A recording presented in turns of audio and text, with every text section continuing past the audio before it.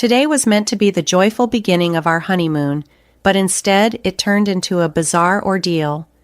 Just as we finished packing our bags and were ready to head out, my husband unexpectedly ripped my passport to shreds. His self-satisfied smirk was infuriating. Truth be told, I had never intended to embark on this honeymoon with him. My plan was always to travel with my mom, given the tension that had been brewing even before our wedding. The strife between my husband and my mother-in-law had always been palpable, but I never grasped the depth of their problematic relationship until today. I have never known anyone else to have their mother-in-law hijack their honeymoon, and the whole scenario left me shocked and seething with anger. Most of all, I felt deeply uncomfortable. As he continued to destroy my passport with scissors, my mother-in-law watched on, grinning triumphantly. It became clear to me that I needed to escape this toxic environment as quickly as possible. Fortunately, this outrageous act provided me with the perfect evidence I needed to expose their true characters. My name is Emma, and I am 31 years old. I've been working for 6 years, and it was just recently that I received the marriage proposal of my dreams from my boyfriend of 3 years. We are currently planning our wedding and honeymoon. We met at work where he was a senior and I was just starting out. He always lent a hand when I faced challenges with new tasks. My past relationship with a college boyfriend fizzled out due to my reserved nature, and after several years of not dating seriously, I never expected to be among the first of my colleagues to get married. My husband always struck me as dependable and trustworthy. When he asked me out for the first time, I was elated. I still hold dear the dolphin figurine we bought on our first date at the aquarium. His intentions were clear from the start. He was dating with marriage in mind, and that made me incredibly happy. After many memorable dates, he proposed at the very same aquarium where it all began. That night, I was so filled with joy that I couldn't sleep. However, a visit to his parents' home shortly after our engagement made me start to question our future together. My father-in-law was welcoming, but my mother-in-law seemed less than pleased with me. Her dismissive comment about how he could have married someone more outstanding than this plain girl filled me with doubt and anxiety about our life together.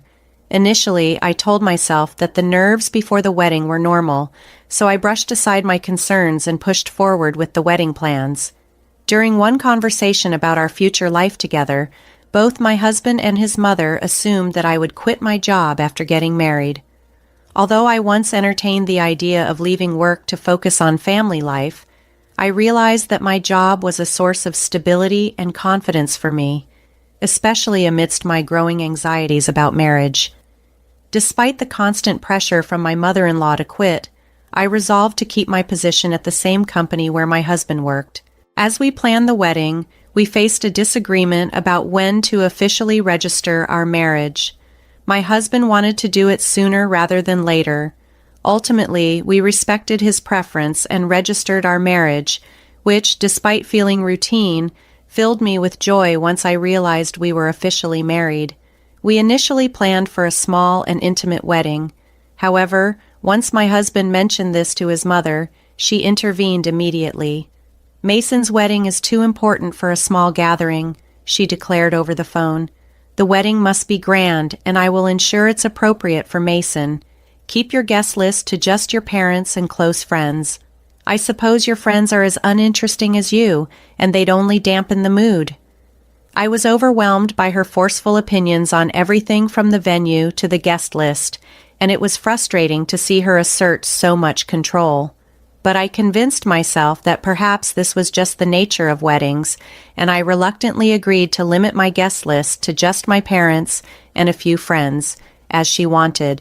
However, her meddling didn't stop there. She had strong opinions on the program, entertainment, decorations, and catering. Following her demands would stretch our budget significantly.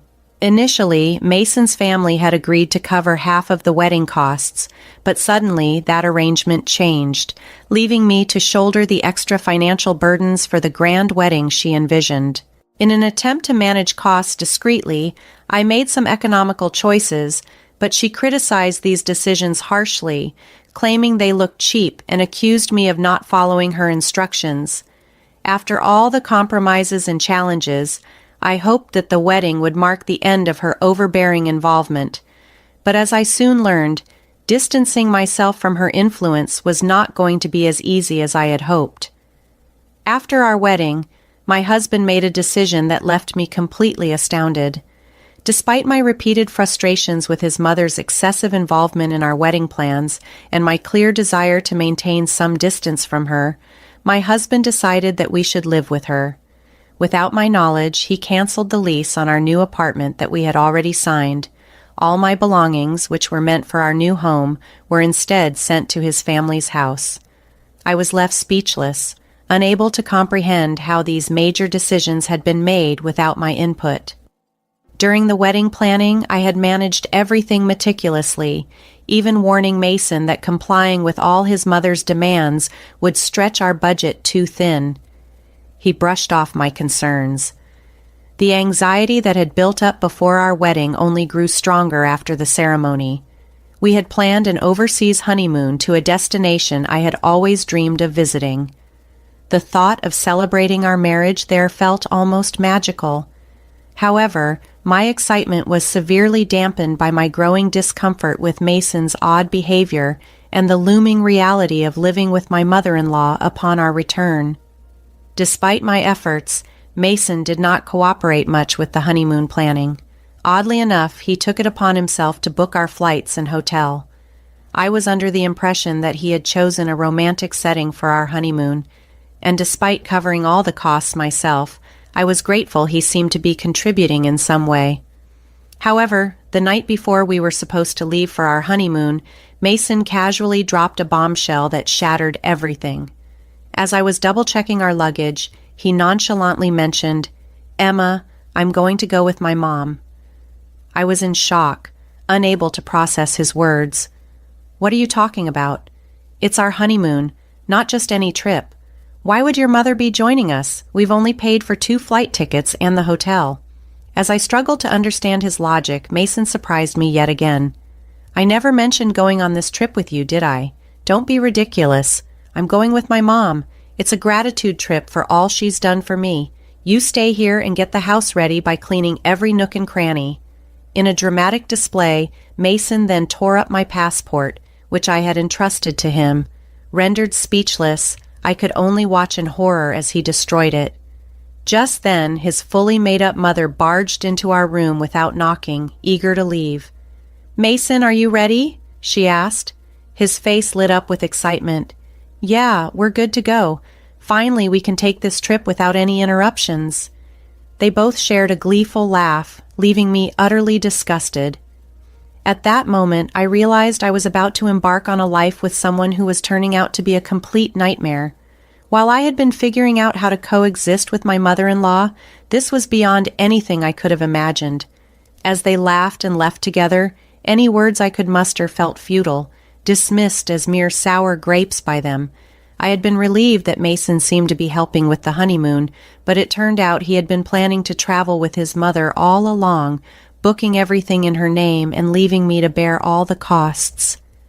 The betrayal by my husband was a profound and painful blow, but my fury overshadowed the sadness, the quaint, intimate wedding I had always dreamt of, and the honeymoon that was meant to be the highlight of my life with the one I loved were both tainted by the actions of my mother-in-law and my husband. Overwhelmed by the turn of events, I was initially in denial, but I quickly resolved that I needed to take decisive action. I decided to file for divorce. Interestingly, I had inadvertently prepared a powerful tool for my divorce proceedings. From the onset of our wedding preparations, I started recording audio clips, hoping to capture the joyous moments of these significant milestones. What began as an innocent desire to preserve happy memories of our wedding day soon turned into a chronicle of my mother-in-law's intrusive and undermining behavior. Though I had often considered stopping the recordings, assuming I'd never want to revisit them, it was ironic how valuable they became. Just days after moving in, as I was repacking my belongings, most of which I hadn't even unpacked, I pondered whether my husband and his mother had made it to the airport. This thought ignited an indescribable rage within me. so I focused on erasing any trace of my brief stay in that house. While cleaning the living room, I stumbled upon a shocking discovery: evidence of my husband embezzling money from his company. In his role overseeing company sales, he was underreporting earnings and pocketing the difference, and it appeared his mother was complicit. She had meticulously noted the actual sales, the amounts he skimmed off, and even cataloged the luxury items he bought for her with that money. Finding such incriminating evidence left out in the open was baffling. Realizing the gravity of these revelations, I briefly considered whether working at the same company might allow me to smooth things over, but I dismissed the thought. Why should I cover for someone who had so callously replaced me with his mother for our honeymoon? Armed with the evidence, I went straight to our company. Although they were supposed to be on their honeymoon, having both taken paid leave, my presence in the office instead sparked disbelief among my colleagues. When asked if I was supposed to be on my honeymoon, I no longer felt the need to conceal the truth. I revealed that my husband and his mother had gone without me, that my passport had been destroyed, and that I had paid for the entire trip myself. My colleagues, superiors, and boss were shocked and dismayed by my story. Expressing my gratitude for their concern, I then made my way to the executive wing of the company. Unbeknownst to my colleagues, and even my husband and mother-in-law, one of the top executives at the company is my uncle. I had intentionally kept our relationship a secret to avoid any implications that I had obtained my job through nepotism. I applied to the company without disclosing my connection and earned my position on my own merits. Although my uncle doesn't oversee human resources, I had reached out to him before my orientation to ask that our relationship remain confidential at work. Surprised but understanding, he had commended my integrity and assured me that our interactions would remain professional. Despite not having children of his own, my uncle had always shown me affection and support, traits I now found myself relying on more than ever in this troubling time. Ever since I was a little girl through to elementary school, my sisters and I enjoyed several trips with just my uncle. During these early years, I would often coax him into buying me little treats, which sometimes led to scoldings from my parents. My uncle always had a special affection for me, a bond that was clear even then. After I joined the company where he was an executive, we kept our professional lives distinctly separate. Beyond a few smiles exchanged during my orientation, we hadn't interacted at work. When the crisis with my husband and mother-in-law unfolded, I knew I needed support, so I went to my uncle's office. I explained the situation to his secretary and was quickly ushered in. My uncle's initial smile faded to a look of concern when he saw me. "Why are you here? Weren't you supposed to be on your honeymoon?" he asked. Overcome with emotion upon seeing his familiar, kind face, I burst into tears and recounted everything: how my honeymoon was hijacked, the living arrangements, and my husband's betrayal. I also disclosed my husband's embezzlement, handing my uncle the damning evidence. His reaction was one of visible fury, a side of him I had never seen before. He immediately promised to call a board meeting to address the issue. After discussing these heavy matters, he suggested we go grab some lunch, trying to lift my spirits before I headed back home. Despite the heartbreaking betrayal, it was comforting to know there were still people in my life who genuinely cared about my well-being.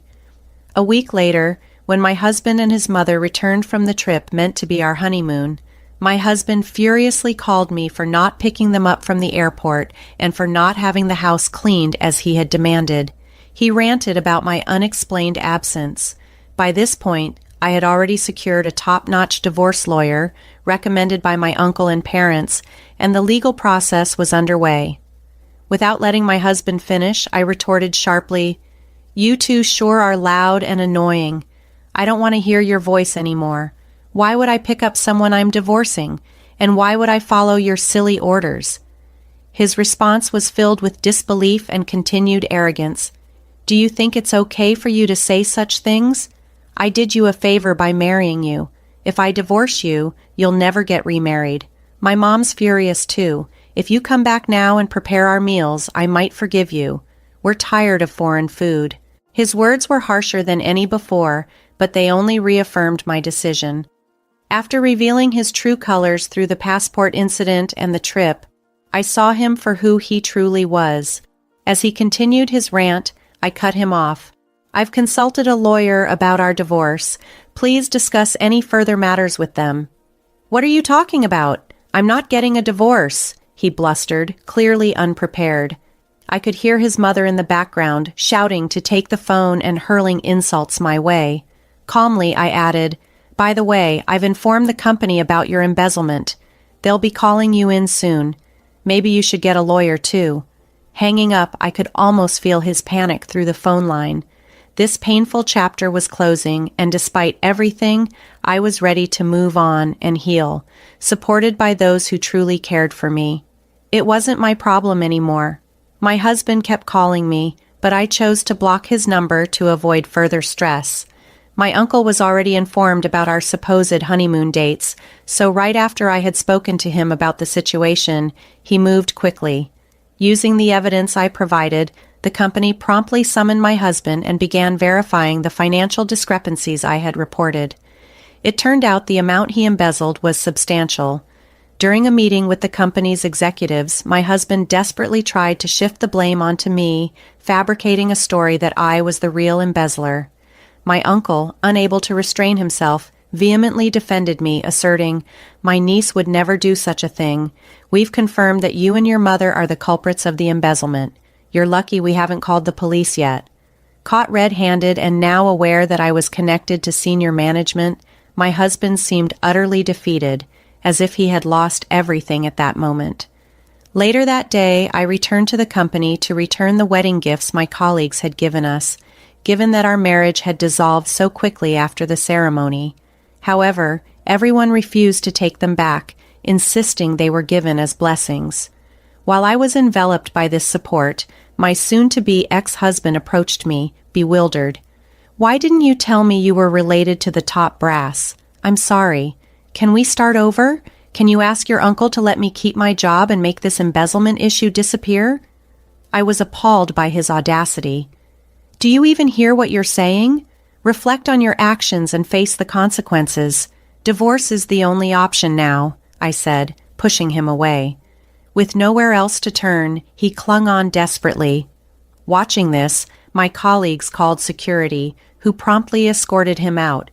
He was terminated from his position immediately, and the company began seeking damages for the embezzlement.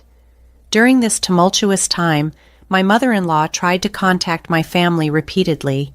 However, once she spoke with my level-headed father-in-law, the calls ceased. I had always wondered why my sensible father-in-law had permitted our honeymoon arrangement in the first place. He later came to me to apologize, admitting his mistake and explaining he had been misled into believing my mother-in-law was going on a domestic trip with friends. He had been looking forward to a peaceful week without her nagging about shopping and dining out, thinking it would be a slice of heaven. Returning home after the ordeal, my father-in-law supported my decision to move back to my parents' house and even helped me pack. Given the high emotions, we didn't discuss much else at the time. Knowing the kind, rational nature of my father-in-law reassured me that he would have intervened had he known the true situation. He was the only person in that household whom I felt I could truly trust. Although I was the victim, the humiliation of having my honeymoon hijacked was overwhelming. I contemplated resigning from my job. My parents suggested taking some time off work. However, my uncle, considering that work might provide a helpful distraction, discussed my situation with the CEO. They arranged for me to be transferred to a branch office, allowing me some space and a fresh start. The divorce process with my husband proceeded surprisingly smoothly, thanks to an excellent lawyer and the clear evidence of his wrongdoing.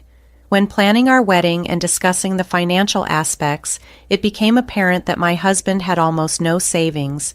Similarly, my in-laws, who were an average working-class family, had little to spare due to my mother-in-law's excessive spending habits. My father-in-law ruefully noted that despite the short duration of our marriage, the alimony was substantial. Surprisingly, he even sold the family home to cover it. Their house wasn't located in the city center, but was part of a close-knit community where rumors spread quickly and stories were exaggerated, making life there increasingly uncomfortable. Initially, my mother-in-law had approved of our marriage, partly because both my husband and I worked for well-known companies, which was a status symbol for her. However, as rumors about her behavior and the subsequent scandal began to circulate, she likely found it unbearable to continue living there. Moreover, my father-in-law likely felt a sense of responsibility to manage the financial fallout from my husband's embezzlement. Despite my disdain for my husband and mother-in-law, I couldn't help but feel genuinely sorry for my father-in-law. After my husband was fired and required to pay damages, coupled with my decision not to return, he apparently suffered a mental breakdown and became unable to work. This left him moping around in a small apartment to which he had moved. Seeing her son in such a state, my mother-in-law became reclusive. In a candid conversation, my father-in-law expressed his exhaustion with my mother-in-law's antics and was even contemplating divorce. Unwilling to spend his later years in misery, he inquired if I could connect him with the lawyer who handled my divorce. I promptly contacted my uncle, who reached out to the lawyer on his behalf. While it might take some time, I am hopeful that my father-in-law can eventually lead the life he desires. Thanks to my uncle and the intervention of the company's CEO, I was transferred to a branch office where I was surrounded by supportive colleagues and superiors. I am eternally grateful for my uncle's unwavering support throughout this ordeal. My only regret through all this has been missing out on the country we had planned to visit for our honeymoon. Once things settle down, I hope to take that trip abroad, a journey meant for healing and reflection after a tumultuous chapter in my life.